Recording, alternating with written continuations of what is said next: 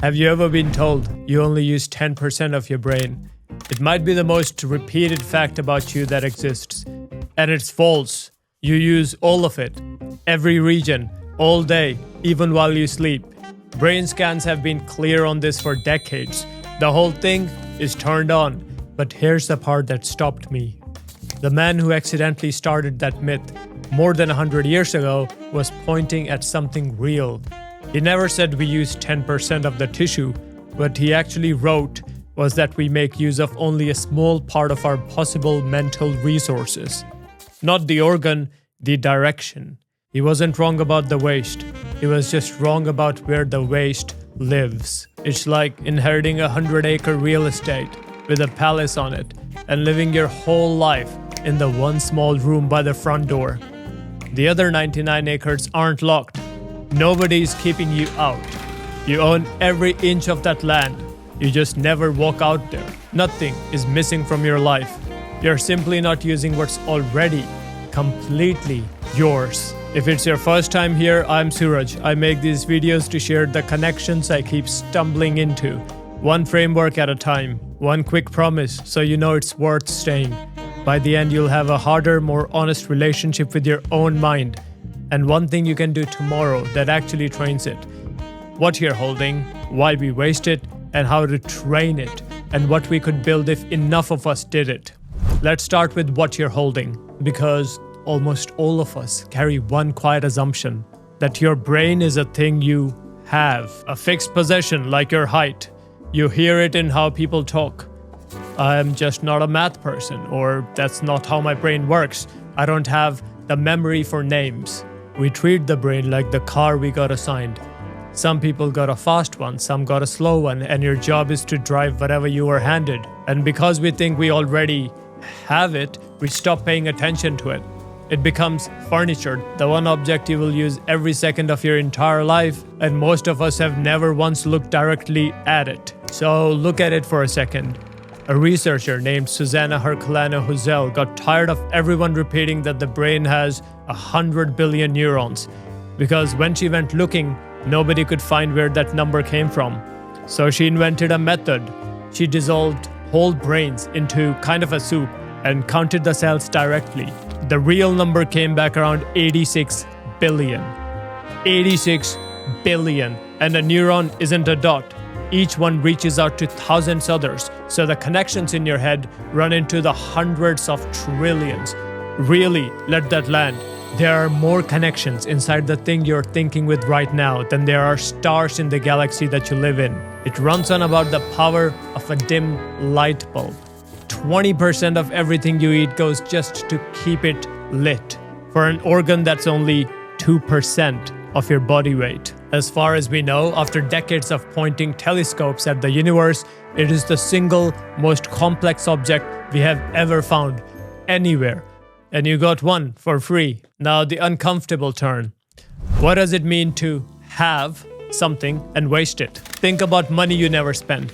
Technically yours, sitting in an account doing nothing. It may as well not exist. Food on the table you never eat while you go hungry anyway. A person you love and never actually turn toward year after year. Kids you have but never really parent. In every one of those, the thing is right there. And it's fully wasted because having was never the point. Using is the point.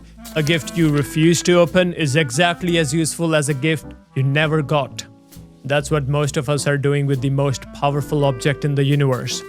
Not using 10% of it, using all of it, aimed at almost nothing. Actually, not nothing. Most of the time, it is pointed at the next scroll, the next worry, the same loop of thoughts on repeat. The engine is running at full power, it's just idling in the driveway. When did you last point yours at something hard, on purpose, and mean it? And some of these don't just feel wasteful, they feel wrong. There's something almost unethical about starving yourself at a full table of good food, or leaving the people who love you unseen and untouched for years while you're sitting right there in the room. We feel that in our gut. We'd call it neglect and we'd be right. So here's the question I can't get around. If that's neglect, then what is it to be handed the most powerful object in the known universe and never once aim it on purpose. Why is that the one kind of waste we've all quietly agreed to forgive in ourselves? And I'm not above this. For years, I told myself I wasn't a disciplined person, like it was a fact about my hardware.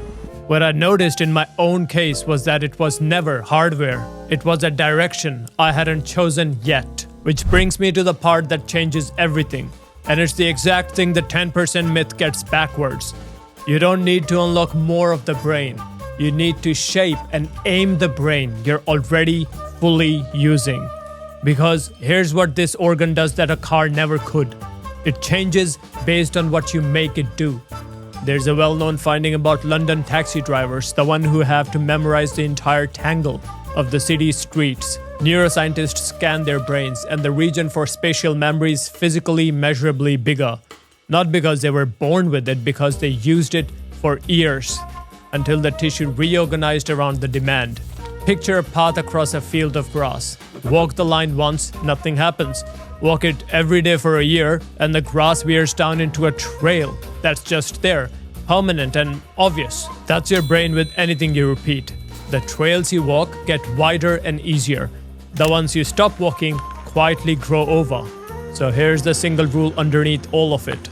The brain is use dependent, which means it physically hands more of itself over to whatever you make it do, again and again. That's the whole secret the fitness industry has been selling as a metaphor. Except here, it's almost literal. Train your brain like a muscle isn't a poster slogan, it's roughly how the tissue behaves. So the person who says, I'm not a math person, is describing something real, but it's not a firm, rigid wall. It's an incompatible trail to walk onto. And this doesn't switch off with age. Your brain stays plastic your whole life. It keeps rewiring at 40, at 60, at 80. Slower than a 10, sure, but never off. The capacity to reshape itself around what you demand of it does not clock out. Which is the good news of the entire video. Whatever you point this thing at, on purpose, repeatedly, it slowly becomes that. You're not choosing a fixed brain, you're choosing what your brain grows into. Now stay with me, because this is where it stops being self-improvement and turns into something bigger. If the brain is plastic, then the direction you aim it isn't a small private preference. It's the most consequential choice you'll make every day, and mostly without noticing. So do the thought experiment with me. Picture what happens if even a real fraction of us started aiming this thing on purpose. Not everyone, just more of us than now.